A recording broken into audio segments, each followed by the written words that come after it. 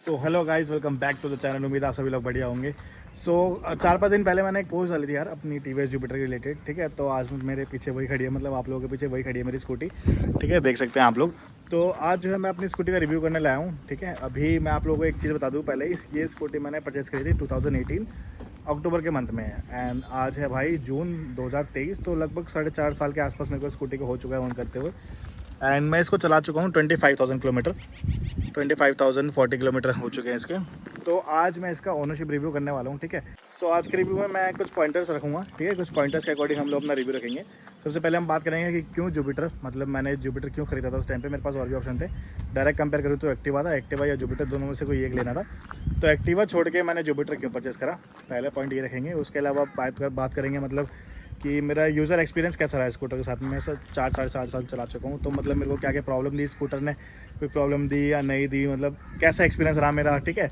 उसके अलावा positive negatives की बात कर लेंगे कि क्या नेगेटिव है क्या पॉजिटिव है। अगर आप लोग इसको यूज़ लेना चाह रहे हैं या ब्रांड न्यू परचेस करना चाह रहे हैं तो आप लोगों को परचेस करना चाहिए नहीं करना चाहिए, मेंटेनेंस वगैरह जो भी है। सो इन सब चीज़ों के बारे में हम लोग आज अपने रिव्यू में बात करने वाले हैं। तो चलो वीडियो को जो है स्टार्ट करते हैं। तो वीडियो स्टार्ट करने से पहले मैं आप लोगों को मेरे जो जुपिटर उसकी फिजिकल कंडीशन दिखा दूँ, मतलब ओवरऑल, ठीक है, कैसी कंडीशन है देख सकते हैं आप लोग। ये स्क्रैच वगैरह जितने ही पड़े हैं। और मैं एक चीज़ बता दूं, मैंने इसको बिल्कुल भी केयर से नहीं रखा यार। 4 साल का जो मेरा 4.5 साल जितना मेरे को हो गया इसको ऑन करते हुए, मैंने बिल्कुल केयर से नहीं रखा। इसको पार्किंगों में खड़ा रहता है ये स्कूटर मेरा, ठीक है। कभी पब्लिक पार्किंग में खड़ा होगा, कभी घर के नीचे गलियों में खड़ा हो जाता है, ऐसी ही खड़ी रहती है। मतलब कहने का मतलब ये है कि मैंने बिल्कुल केयर से नहीं रखा है स्कूटी को अपनी, कि भाई घर के नीचे खड़ी हो रही है, कवर ववर ढक के खड़ी हो रही है, ऐसा बिल्कुल नहीं है। उसके अकॉर्डिंग आप लोग जो है फिजिकल कंडीशन देख सकते हो मेरी स्कूटी की। तो चलो आप फटाफट से जो है वीडियो को स्टार्ट करते हैं। सबसे पहला पॉइंट जो मेरा था, मैंने आप लोगों को बताया था कि मैंने जुपिटर क्यों ली थी। मतलब 2018 में, देख सकते हो यहाँ पे लिखा भी हुआ है 2018, ये स्टिकर लगा हुआ जब आया था स्कूटर मैंने लिया तब से ही लगा हुआ ये। एंड इसमें चोक आता है। तो ये जो मेरा स्कूटी है, मतलब ये मेरा जो जुपिटर है, ये 2018 का BS4 वेरिएंट है, ठीक है। BS6 आता नहीं था उस टाइम पे, BS6 अब आ रहा है। उसमें तो ये चोक वाला सिस्टम हट चुका है, उसमें FI आ गया है। सो यार मेरे को ना एक ऐसा स्कूटर चाहिए था जिससे मेरे को एवरेज ठीक ठाक मिले। मुझे भगाने से कोई मतलब नहीं था, मुझे प्योरली सिटी में चलाना था। तो मुझे ठीक ठाक एवरेज चाहिए थी, एंड मेंटेनेंस मुझे बहुत कम चाहिए था अपने स्कूटर की। मैं बार बार खड़ा ना रहूँ, मेंटेनेंस वाइज मेरे को ज़्यादा पैसा ना लगाना पड़े और चीज़ मेरी सही चलते रहे, मतलब ठीक है। तो ऐसी मेरे को एक स्कूटी चाहिए थी। अब मेरे पे दो ही ऑप्शन थे, जुपिटर जो आपके सामने एंड एक्टिवा। उस टाइम एक्टिवा 4G आता था, 5G 6G नहीं आया था भाई, ठीक है। उस एक्टिवा में जो प्रॉब्लम्स थी जिस कारण मैंने एक्टिवा को नहीं लिया था, सबसे पहली चीज़ थी ये एक्सटर्नल फ्यूल फिलर कैप नहीं आता था उसमें। जब भी आपको पेट्रोल डलवाना है तो आपको सीट उठा के पेट्रोल डलवाना पड़ता था। सिंगल बंदे में कोई प्रॉब्लम नहीं, लेकिन जब पिलियन के साथ हो गए तो अजीब लगेगा यार। पहले पिलियन उतरेगा, फिर आप उतरोगे, फिर पेट्रोल डलवाओगे, उसको फिर दोबारा बैठोगे। एक ये रीज़न था। दूसरा रीज़न इसके डिग्गी में आता है, वो है इसमें मोबाइल चार्जर आता था, उस टाइम भी एक्टिवा में नहीं आता था। थर्ड रीज़न अगर मैं बताऊँ तो इसमें आप लोगों को अलॉय व्हील मिलते हैं, ये स्टैंडर्ड वेरिएंट है इनका, इसमें भी आप लोगों को अलॉय व्हील मिलते हैं। एंड फोर्थ चीज़ मैं आप लोगों को बताऊँ तो इसमें आप लोगों को टेलीस्कोपिक सस्पेंशन मिलते हैं। ये देख सकते हैं, ये जो सस्पेंशन है ये बाइक वाले शॉकर होते हैं। इसमें क्या होता है, जैसे आप नॉर्मल बाइक में अगर आप ब्रेक दबाते तो आगे फोर्स दबता है, ठीक है। लेकिन जो एक्टिवा पहले वाला आता था उसके सस्पेंशन ऐसे थे कि मतलब आप सिर्फ आगे वाला ब्रेक दबाओगे ना तो वो आगे से उठता था। अगर जो एक्टिवा ओनर जितने वो समझ पाएंगे। अब तो कंपनी ने टेलीस्कोपिक सस्पेंशन दे दिए, लेकिन जो पहले एक्टिवा आते थे उसमें ऐसे सस्पेंशन थे कि मतलब आप सिर्फ अगले वाला ब्रेक मारोगे तो वो दबने की जगह आगे से उठता था। तो वो चीज़ कहीं ना कहीं मेरे को बिल्कुल पसंद नहीं थी एक्टिवा की। ये 4-5 रीज़न की वजह से मैंने जुपिटर को पसंद करा था। सेकेंडली अब मैं बात करता हूँ भाई अपने एक्सपीरियंस की, कि मेरा एक्सपीरियंस कैसा रहा स्कूटर के साथ में। सबसे पहले मैं आप लोगों को एक बार इसकी इंजन की आवाज़ सुना दूँ। एंड ये जो बैटल रॉयल का स्टिकर है मैंने दोस्त के बाइक से उतारा था, वीडियो देख रहा होगा तो समझ जाएगा वो। अब ये भाई पेट्रोल नहीं है स्कूटी में, मेरे को मालूम है। कमेंट मत करना कि भाई पेट्रोल कभी नहीं लगता। पेट्रोल में इसलिए लगता कि यार अब ये स्कूटी खड़ी रहती है घर के नीचे, आसपास गलियों में कहीं जाना होता है तो मैं ले जाता हूँ, ठीक है। देखो सिंगल सेल्फ स्टार्ट है, मैं एक बार दोबारा सेल्फ मार के दिखा दूँ। हल्का सेल्फ मारा स्कूटी स्टार्ट हो जाती है। इंजन की आवाज़ एक बार आप लोग सुन लो।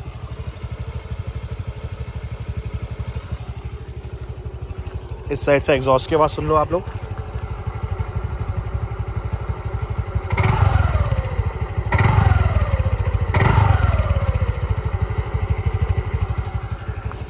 अभी भी बिल्कुल भी इसमें मतलब 1% की भी एबनॉर्मल आवाज़ नहीं है भाई मेरे इंजन में, ठीक है।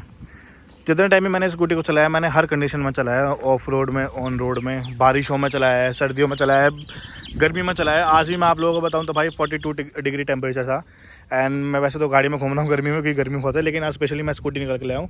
अभी भी मैंने स्कूटी को आज पूरा दिन चलाया है 42 डिग्री सेल्सियस में, एंड कोई हीटिंग इशू मेरे को स्कूटी में नहीं आया, ठीक है। तो आज तक मुझे ऐसी नौबत 1% भी नहीं आई कि कहीं मेरी स्कूटी जो है उसने मेरे को खड़ा कर दिया हो। एक चीज़ मैं आप लोगों को अभी बता देता हूँ, अगर आप लोग जैसे इसकी मैं आप लोगों को ना टॉप स्पीड बताता हूँ। जैसे कि इसकी जो टॉप स्पीड है भाई वो लास्ट टू लास्ट 95 है।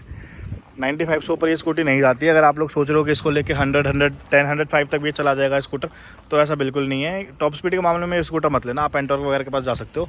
इस स्कूटर की टॉप स्पीड नहीं है भाई, अगर बिल्कुल ढलान होगी एंड आप टक डाउन करके भी तो लास्ट 95 जाएगा, उससे ऊपर तो कोई चांस ही नहीं है कि इससे ऊपर ये स्कूटी चली जाए।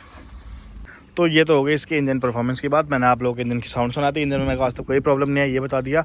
उसके अलावा मैंने आप लोगों को इसकी जो है अप्रॉक्सीमेट टॉप स्पीड बता दी। एक चीज़ और मैं आप लोगों को बताऊँ, इसकी जो स्मूथ मतलब क्रूजिंग स्पीड कह सकते हो, मतलब सिटी में चलाने के लिए जिसमें इसके इंजन बिल्कुल स्ट्रेस फ्री रहता है, वो है आपकी 40 से 60 के बीच में। 40 से 60 के बीच में जब आप इस स्कूटी को चलाते हो, चाहे आप सिंगल हो या विद पिलियन हो, उस चीज़ में ये इसका इंजन जो है बिल्कुल रिलैक्स रहता है, बिल्कुल स्वीट साउंड करता है। तो ये इसका जो है एक कंफर्टेबल राइडिंग स्पीड मान लो आप सिटी के अंदर, ठीक है। सो गाइज अब बात करते हैं कि इसमें पार्ट्स क्या क्या चेंज हुए हैं अभी तक, ठीक है। 25,000 किलोमीटर चला चुका हूँ स्कूटी को, तो कोई मेजर इंजन में खर्चा आया है नहीं है वो बता दूँ आप लोगों को। सर्विसिंग के अलावा जो नॉर्मल वेयर एंड टेयर वाले पार्ट होते हैं वही चेंज हुए हैं आज तक, उसके अलावा कोई भी मेजर चीज़ चेंज नहीं हुई है। फॉर एग्जांपल अगर मैं आप लोगों को बताऊं तो इसमें ड्राइव बेल्ट भी मैंने अभी तक इसकी चेंज नहीं कराई है। तो ये मान लो 25,000 किलोमीटर पे ड्राइव बेल्ट भी चेंज नहीं हुई है इसकी, और मेजर पार्ट कोई भी चेंज नहीं हुआ है। अब माइनर क्या क्या खर्चे हुए हैं वो बताता हूँ आप लोगों को। जो नॉर्मल वेयर एंड टेयर होता है उसमें क्या क्या चेंज हुआ है। सबसे पहले मैं इसके 2 बार स्पार्क प्लग चेंज करा चुका हूँ, ठीक है। 2 बार बैटरी चेंज करा चुका हूँ स्कूटी की। एक सेट टायर मेरा चेंज हो चुका है, ठीक है। अगला पिछला दोनों मतलब एक बार चेंज हो चुके हैं। उसके अलावा एक साइड मेरा ड्रम सेट का चेंज हो चुका है। ड्रम ब्रेक जो है दोनों अगले पिछले मैं चेंज करवा चुका हूँ। ये सब चीज़ें मैं चेंज करा चुका हूँ स्कूटी की। अब वो क्यों हुए हैं वो भी मैं आप लोगों को बताता हूँ एक बारी। स्पार्क प्लग मेरे कभी ख़राब नहीं हुए, लेकिन हमेशा मैंने 10,000 किलोमीटर पे as per service owners manual, ठीक है, उसके अकॉर्डिंग मैं 10,000 किलोमीटर पे इसके स्पार्क प्लग चेंज करवा देता हूँ।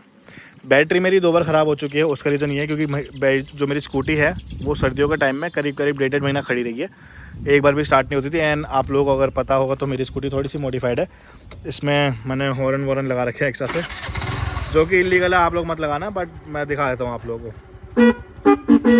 देखो अभी ढंग से बज भी नहीं रहे। देखो ये वाले हॉर्न मैंने इसमें एक्स्ट्रा लगवा रखे हैं, तो उसकी वजह से जो है मेरी बैटरी पे लोड पड़ता है। हाँ भाई छोटू कैसा, बढ़िया। तो इसकी वजह से थोड़ा मेरे बैटरी पे ज़्यादा लोड आता है, तो इस मारे जो मेरी बैटरी है वो 2 बार चेंज हो चुकी है, ठीक है। टायर अब मैं बता दूं, एक साइड मेरा टायर का चेंज हो चुका है दोनों। अब लोग कहेंगे कि 25,000 किलोमीटर में अगला टायर भी घिस गया, तो समझ में नहीं आता, क्योंकि स्कूटी का टायर जो है फ्रंट वाले 30-35,000 किलोमीटर आराम से जाते हैं। उसका रीज़न मैं आप लोगों को बताता हूँ। मेरा जो पिछला टायर है वो 10-12,000 किलोमीटर पे घिस चुका था, उसमें क्रैक्स वगैरह आने लगे थे। तो मैंने क्या करा, क्योंकि इसमें एक बेनिफिट मिलता है, इसमें आपको दोनों टायर जो है 12 इंच के मिलते हैं, आगे वाला भी पीछे वाला भी। तो मैंने अगला टायर पीछे करवा दी, पिछला टायर आगे करवा दिया, ठीक है। तो वो करवाने के बाद जैसे हम लोग गाड़ी में टायर रोटेशन नहीं कराते, तो मैंने वैसे करा दिया। उसके बाद करीब 20-22 हज़ार किलोमीटर पे मेरा वो जो पीछे मैंने टायर लगवाया था वो भी घिस गया। तो अब मेरे दोनों टायर खिंच चुके थे, तो मैंने फिर दोनों टायर नए लगवा लिए, सिंपल। अब मेरे जो फ्रंट टायर डला हुआ है वो कॉन्टिनेंटल का डला हुआ है, मेट्रो कॉन्टिनेंटल का ZIP फ्रंट पैटर्न कुछ ऐसा है इसका। एंड रियर में मैंने डलवाया था JK टायर का ब्लेज, देख सकते हैं यहाँ से। इसका ट्रेड पैटर्न कुछ ऐसा है, थोड़ा काइंड ऑफ ऑफ रोड आप कह सकते हैं। ये सारे पार्ट चेंज हुए हैं। अभी ये मान लो 20,000 किलोमीटर की जो मैंने इसकी सर्विस कराई थी 20-22 हज़ार वाली, उस पर मेरा एक ड्रम सेट चेंज हुआ है। कोई कॉस्ट ज़्यादा नहीं थी यार। अब मैं अगर इन सब पार्ट्स की कॉस्ट बताऊँ ना आप लोगों को, तो ड्रम सेट इसका शायद 200-250 रुपये का पिछला था, 250 रुपये का अगला था, ठीक है। तो मान लो 500 रुपये के ब्रेक शू चेंज हो रखे हैं इसके। स्पार्क प्लग इसका 150 रुपये का आता है, 2 बार स्पार्क प्लग चेंज हुए, 300 रुपये उसके मान लो। टायर 2400 रुपये के मेरे को पड़े थे दोनों मिला के, क्योंकि मैंने एक ही टाइम पे चेंज कराए थे, एक साथ चेंज कराए थे। 2400 रुपये के टायर चेंज हुए थे इसके। बैटरी 800 रुपये की आती है, 800 2 बार 1600। मोटा मोटा अगर मैं बताऊँ तो अप्रॉक्सीमेट 5 से 6 हज़ार रुपये करीब मेरा खर्च हुआ है अभी तक 24,000 स्कूटी को चलाने में। इसकी मैं सर्विस कॉस्ट की अगर बात करूँ तो वो यार आप लोगों के ऊपर डिपेंड है, आप लोग इंजन ऑयल कौन सा डलवा रहे हो। आपकी सर्विसिंग 500 रुपये में हो सकती है, 1000 रुपये में भी हो सकती है। वो मैंने अपनी पिछली वीडियो में ही बताया था इसके रिव्यू में। अब मैं जो इसमें इंजन ऑयल डलवाता हूँ मोटूल का पावर एली डलवाता हूँ, मोटूल स्कूटर पावर एली। वो इंजन ऑयल ही 550 रुपये का आता है, तो 500 रुपये में सर्विस तो पॉसिबल नहीं है। आप लोग चाहो तो कैस्ट्रोल का जो नॉर्मल इंजन ऑयल भी आता है, सर्वो का भी आता है 220 से 250 रुपये का, वो भी डलवा सकते हो। उसमें आप लोगों की 500 रुपये की सर्विस कॉस्ट आ जाएगी। तो वो आप लोगों के ऊपर डिपेंड है सर्विस कॉस्ट आप कितना रखवाना चाहते हैं, ठीक है। तो सर्विसिंग की कोई ज़्यादा कॉस्ट नहीं आती, मैं मोस्टली जो है मतलब वही प्रेफर करता हूँ, fully synthetic engine oil. Guys फटाफट सब बात कर रहे थे इसके पॉजिटिव एंड नेगेटिव्स की, क्या क्या पॉजिटिव है क्या क्या नेगेटिव्स है, और दो मेंटेनेंस वाइज मैं सब कुछ बता दूँगा आप लोगों को। मैंने इसका आप लोग एक्सपीरियंस बता दिया, क्यों ली थी रीज़न बता दिया, ठीक है, मेंटेनेंस वाइज बता दिया। अब कुछ फटाफट से पॉइंटर्स नोट कर लेते हैं पॉजिटिव एंड नेगेटिव्स। सबसे पहले बात करते हैं हम लोग पॉजिटिव्स की, ठीक है। पॉजिटिव्स में मैं आप लोगों को इसका बताऊँगा मुझे लुक इसके अच्छे लगते हैं, जो मेरी पर्सनल ओपिनियन है मैं वो आप लोगों को बताने वाला हूँ। मुझे इसके लुक्स पर्सनली अच्छे लगते हैं। सेकंड चीज़ मैं आप लोगों को बताऊं तो स्कूटी का इंजन काफ़ी अच्छा है, रिलायबल है, 25,000 किलोमीटर चल गया, कोई इसमें इशू नहीं आया। तो इंजन रिलायबल है, बस डिपेंड करता है आप लोग उसकी मेंटेनेंस कैसे करते हो, ठीक है। इंजन वाइज बेटर है स्कूटी। अब थर्ड चीज़ मैं अगर आप लोगों को बताऊँ तो स्कूटी की जो है वो बिल्ड क्वालिटी भी काफ़ी अच्छी है, ठीक है। एक बार मेरे को याद है हल्का सा एक गाड़ी में लगा था ये मेरा ये फेंडर जो है, तो इस पर हल्का सा डेंट आप लोग देख पा रहे होंगे, हालांकि मैंने स्प्रे पेंट मारा हुआ तो इतना पता नहीं चल रहा। बाकी ऑल्दो ये बॉडी आपको प्लास्टिक की मिलती है, बाकी पीछे जो बॉडी है वो आपको मेटल की मिलेगी।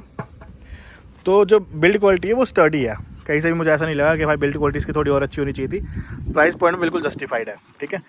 बिल्ड क्वालिटी भी स्कूटी की काफ़ी अच्छी है।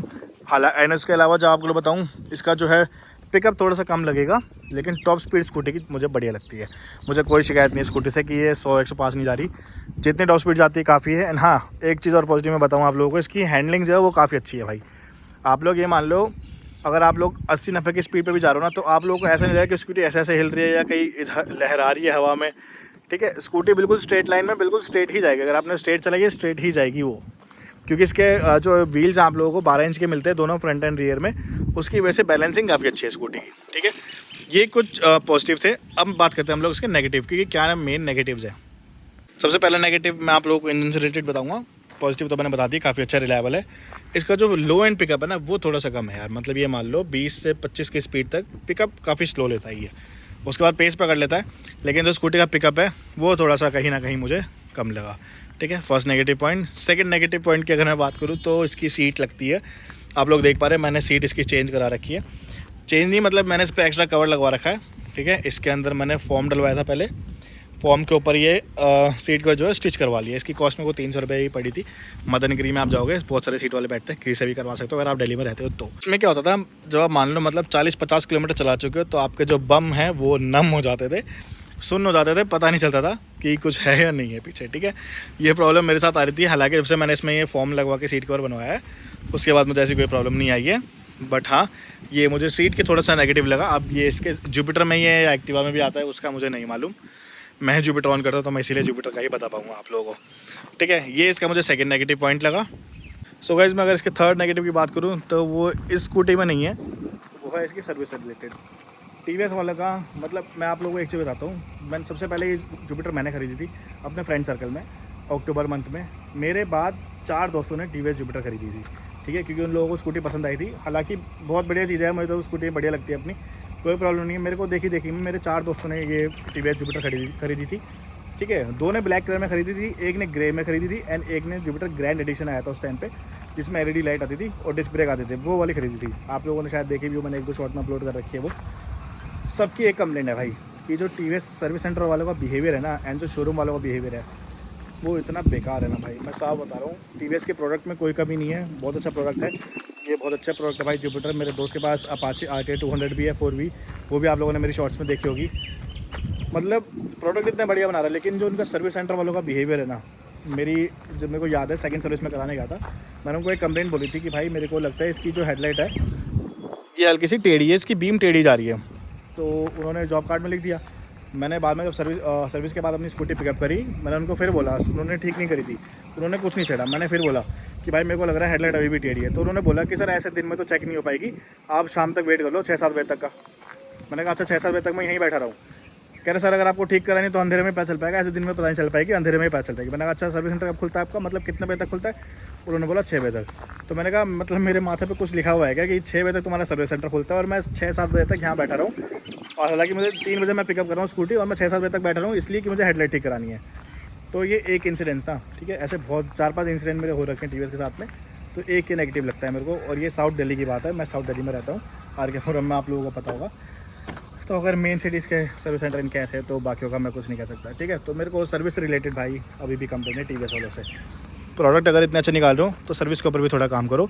बेसिकली मेन जो इनका है ना वो इनका स्टाफ का बिहेवियर है। आप लोगों को पता है मेरे पास NS 125 है, उस रेडर 125 ना लेने का एक मेन रीज़न भी वही था कि उनका जो स्टाफ बिहेवियर है वो ठीक नहीं था। इसकी वजह से मैंने रेडर 125 कैंसिल करके NS 125 ली थी, ठीक है। तो ये एक थर्ड नेगेटिव मान लो, और बहुत मेजर नेगेटिव है भाई ये। तो नेगेटिव्स में बस इतना ही भाई, इतना ही था नेगेटिव्स मेरे पास में, और मुझे आज तक कोई नेगेटिव लगा नहीं स्कूटी के अंदर, ना ही कंपनी से रिलेटेड, ठीक है। अब अगर आप लोग कोई ऐसी स्कूटी ढूंढ रहे हो ना जो मतलब रिलायबल हो, ठीक है, एंड आपकी जेब पे भारी ना पड़े, लुक्स थोड़े से अच्छे हों, मतलब जैसे देखो ब्लैक कलर में तो मेरे को बहुत क्लासी लगता है, मुझे इसके लुक काफ़ी पसंद है। सिंपल, बिल्कुल सिंपल है, कोई क्रोम एलिमेंट वगैरह कुछ नहीं है, सिंपल बेसिक बट बेस्ट लगता है मेरे को लुकिंग में, ठीक है। ज़्यादा फंकी स्टाइलिंग अगर आप लोगों को नहीं चाहिए, ऐसा स्कूटर चाहिए जो मतलब एवरेज भी अच्छी ठीक ठाक हो उसकी, एंड रिलायबल भी हो, एंड आप लोगों की पॉकेट में भारी भी ना पड़े, तो आप जुपिटर को कंसिडर कर सकते हो। लेकिन अगर आपको बेस्ट प्रोडक्ट चाहिए तो मैं आज भी बोलूँगा भाई एक्टिवा इससे ज़्यादा बेहतर है, क्योंकि उसके पास होंडा का इंजन है, रिलायबिलिटी होंडा के इंजन की बहुत गजब है। अभी तक हालांकि मुझे इसमें कोई प्रॉब्लम नहीं आई है, बट स्टिल भाई एक्टिवा का इंजन ही रहेगा, ठीक है। बट मैं यही सजेस्ट करूँगा, अगर आप लोग एक बढ़िया सा लुकिंग स्कूटर देखना चाह रहे हो 110 में, सिंपल सा हो, ज़्यादा फंकी ना हो, आपकी जेब पे भारी ना पड़े, एंड आपको मेंटेनेंस सही हो उसकी, मतलब समझ रहे हो ना, वैसे टाइप का स्कूटर अगर आप लोगों को चाहिए तो आप TVS जुपिटर को बिल्कुल कंसिडर कर सकते हो। सो गाइज़ यही बात है मुझे कुछ आप लोगों के साथ शेयर करनी थी अपने 25,000 किलोमीटर के रिव्यू पे अपने TVS जुपिटर के। आई होप कि आप लोगों को मेरी वीडियो अच्छी लगी हो। अगर वीडियो अच्छी लगी हो तो प्लीज़ वीडियो को लाइक करना, चैनल को सब्सक्राइब कर लेना अब तक नहीं करा है तो। एंड आप लोगों के जो दोस्त TVS जुपिटर लेना चाह रहे हैं सेकेंड हैंड या फिर नया, तो उनके साथ ये वीडियो ज़रूर शेयर करना, उन लोगों को काफ़ी हेल्प होगी अपने डिसीजन को लेने में, ठीक है। तो वीडियो अच्छी लगी हो तो वीडियो को लाइक करना, चैनल को सब्सक्राइब कर लेना। मिलते हैं किसी और वीडियो में, तब तक के लिए bye bye and take care.